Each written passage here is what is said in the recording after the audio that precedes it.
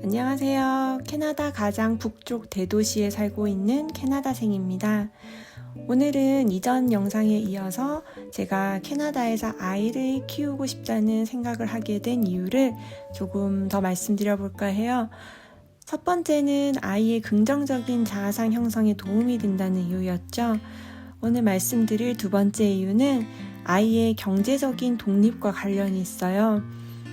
한국에서 모두가 그런 경우는 아니지만 많은 부모님들이 자녀를 대학을 보내고 결혼까지 시키는 것을 자녀를 잘 키워내는 일로 생각하시는 것 같아요.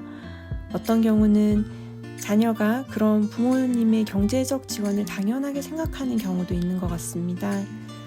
하지만 제가 아이를 키우고 살아보니 그것이 얼마나 쉽지 않은 일인지 알게 되는 것 같아요. 경제적으로 여유가 아주 많으면 모르겠지만 대부분의 부모님들은 자신의 허리띠를 졸라매어 본인의 안락한 노후까지 희생하면서 경제적으로 자녀를 지원하시게 됩니다. 이러한 과정은 부모님께도 자녀에게도 건강하지 않은 성장인 것 같아요. 결국 자녀도 부모도 행복하지 않은 결과를 가져오게 될 수 있게 됩니다.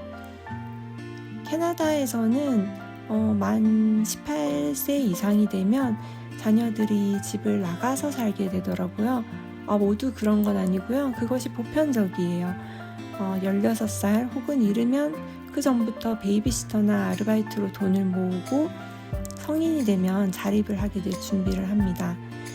예를 들어 이웃집에 7학년이 된 중학교 1학년 정도 된 남자아이는 베이비시터 자격증을 따서 시간 날 때 아이들을 맡아서 돈을 벌 수 있더라고요. 저희도 한번 아이를 맡기려고 물어보았는데 이렇게 가격표와 시간까지 잘 짜서 보내주었더라고요.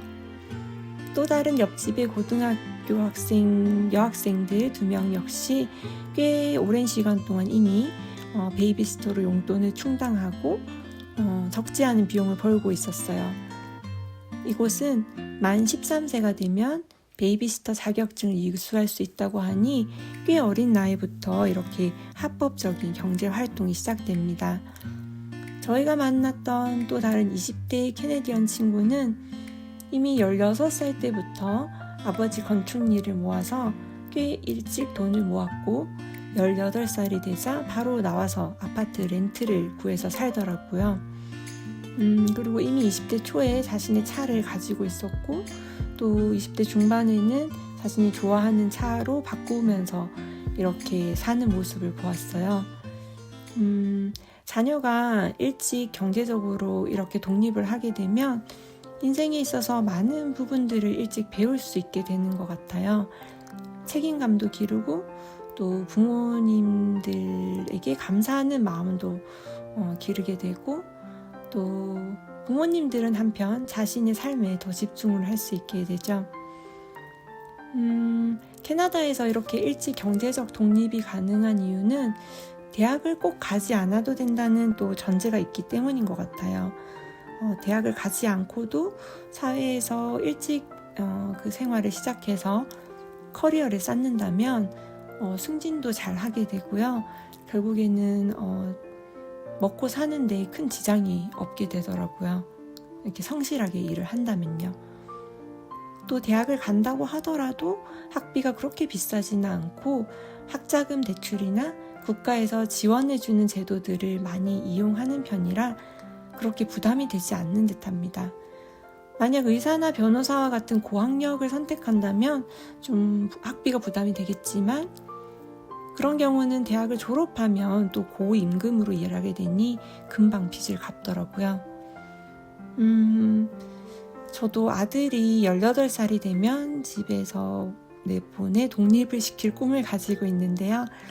실현이 가능할지 모르겠네요. 마지막 세 번째는요. 자신의 삶에 집중하는 부모들의 모습이에요. 캐네디언 부부들을 보면 아이도 소중하지만 자신의 삶과 부부 관계도 중요하게 여기는 것을 볼 수 있었어요.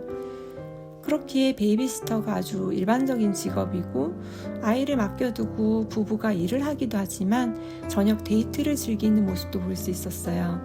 그리고 뭐 그 돈을 아까워하지 않더라고요. 사실 부모가 이렇게 자신의 삶에 집중하고 이렇게 행복한 모습은 아이에게도 고스란히 영향을 주는 것 같아요. 부모가 그렇게 좋은 모습은 아이들에게도 긍정적인 영향을 주게 된답니다. 캐나다에서는 삼시세끼 아이의 밥에 좀 연연하지 않는 것 같아요. 한국에서는 아이에게 밥을 잘 먹이는 것이 엄청 큰 일이잖아요. 그리고 아이가 밥을 잘 안 먹으면 엄마의 기분도 그에 따라 업다운이 심하게 되는데요. 저는 좀 그랬거든요. 이곳 사람들은 보면 아이를 건강하게 먹이는 것도 중요하지만 우선순위가 밥은 아닌 것 같아요. 오히려 캠핑이나 이렇게 노는 것에 더 진심이라고 해야 될까요? 아이도 즐겁고 나도 즐거운 게 중요하더라고요. 어덜트 타임이 이제 있다고 하는데 이렇게 저녁에 어른들이 이렇게 모여서 시간을 보내면 아이는 이렇게 방에 가서 재우게 되고 어른들끼리 또 좋은 시간을 보내더라고요. 어떤 부모들은 한평생 자녀를 위해 사는 것에 대해 자부심을 느끼실지 모르겠지만 그 부모님의 자녀들은 또 행복한 경우가 많이 없더라고요. 감사함을 느끼지만 나중에는 부모의 인생이 자신 때문에 불행해진 것 같아 죄책감까지 느끼며 자라게 될 수도 있는 것 같아요.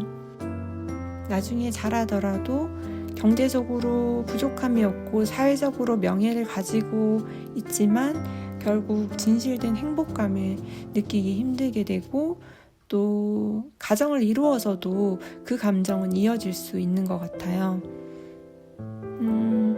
아이에게 많은 사랑을 주면서 자신의 삶도 귀하게 여기고 부부관계도 돌보면서 엄마 아빠가 행복한 모습을 보일 때 자녀가 건전한 독립을 이루어 나갈 수 있다고 생각하고 저 역시 그렇게 하려고 노력하고 있습니다.